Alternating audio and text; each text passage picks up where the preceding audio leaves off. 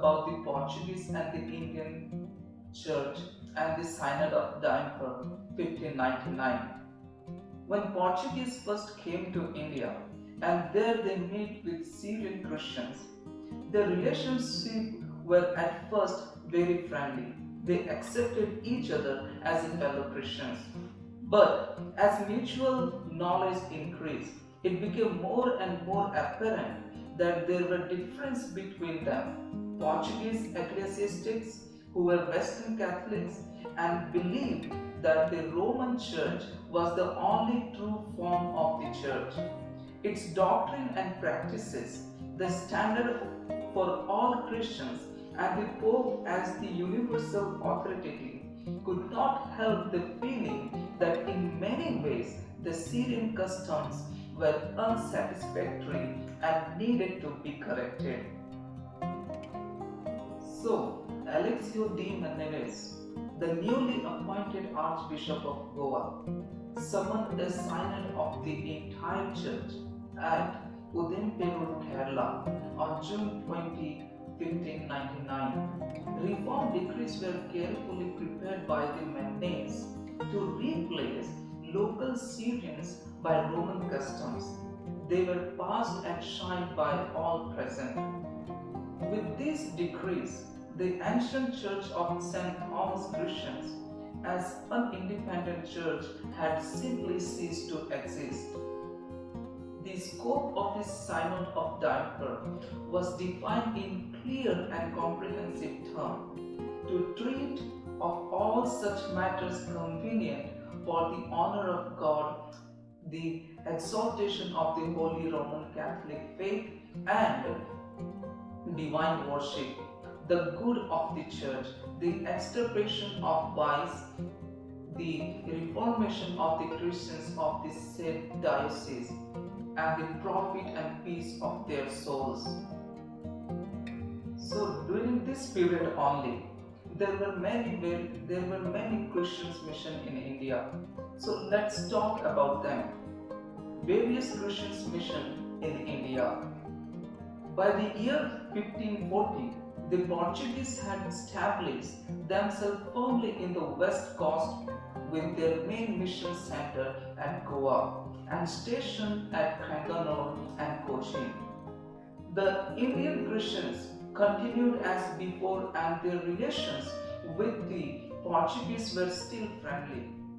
Under the Portuguese influence, there had been many conversions to Christianity, resulting in the creation of the Indo-Portuguese Christian community, though of rather unsatisfactory quality.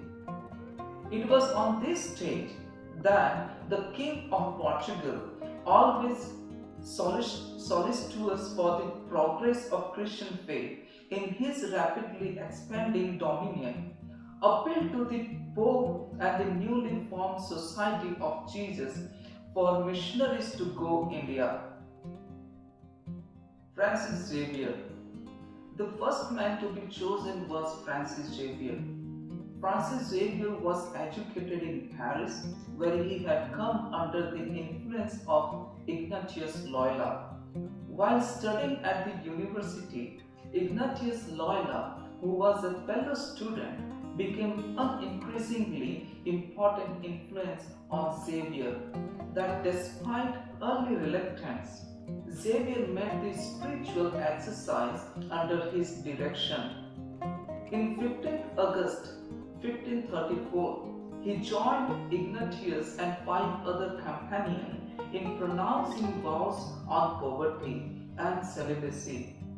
Then they planned to make a pilgrimage to Jerusalem. After traveling across Europe by foot to the port of Venice, they could not find a ship to take them to Palestine.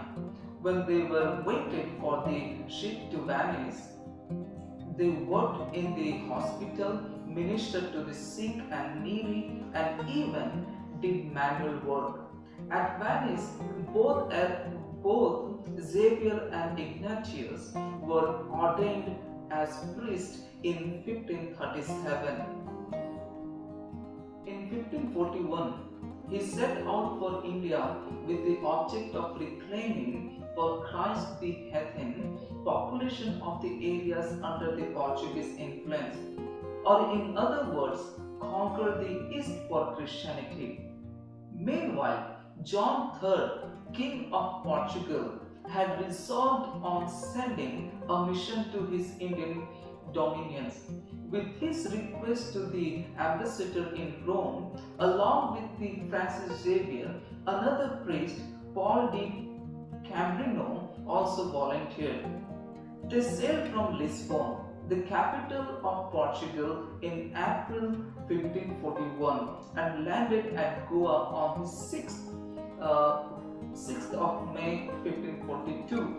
However, in the 16th century, a fairly rapid voyage to India took 5 to 6 months, but because of the late start and unfavorable wind, Xavier's voyage took 13 months. Xavier spent a great part of the voyage laboring sacrificially among the sick people in the ship, not refusing even the sweeper's work, ministering to the living, preparing the dying for death, and burying the dead. And by the time he landed Goa, he was a reputed saint. Thus began the Jesuit mission in India, which really changed the cartography of Christianity in Asia. Francis Xavier is justifiably called the pioneer of mission in Asia, of which India had a share. He towers above all those who followed him by his sympathy for the poor and the lowly, by his energy and spirit, by his utter fearlessness in the face of danger, and his supreme faith in his mission. His consuming desire was to spread the message of Christ far and wide. He was dogmatic and intolerant, but it was the outcome of his blind faith. By starting various schools at important places, Xavier contributed also to the spread of education in India. The fact that he showed special concern for the sick and the poor, particularly the fisher flock, increased his popularity. His spirit has been an inspiration for generations of Christians workers in India. However, his main drawback, as it must be admitted, was that he knew very little about the genius and wealth of the Indian culture and religions. Actually, his contacts with the India were only through the coastal regions of southwest and southeast, and with the less or least educated people. Mission among the Paravas. After paying his respect to the Bishop of Goa, Xavier devoted himself to visit sick in the hospital and the prisoners in the jails, and gathering together children and others in one of the churches for elementary Christian teaching. Then, at the instance of the Viceroy, Xavier went to work among the Parava converts who lived on the southeast coast, opposite to Ceylon, taking with him 3 Indian Christians helpers. 2 of them were deacons, the other in minor orders. He traveled by the sea to what is now the district of Tinenveli, where he found the Paravas living in 30 villages between Cap Comrin and Tuticorin. Those Paravas Christians are ignorant of faith and without proper Christian service of any kind. After making a rapid tour through the villages, during which he baptized all the Anabaptist Christians and babies he could find, after some time he arrived at Tuticorin and began to visit Christian villages. He appointed catechists who received fund from provided by the Portuguese government and administered by their agent at Tuticorin. Missionary methods. Xavier's mission method was simple.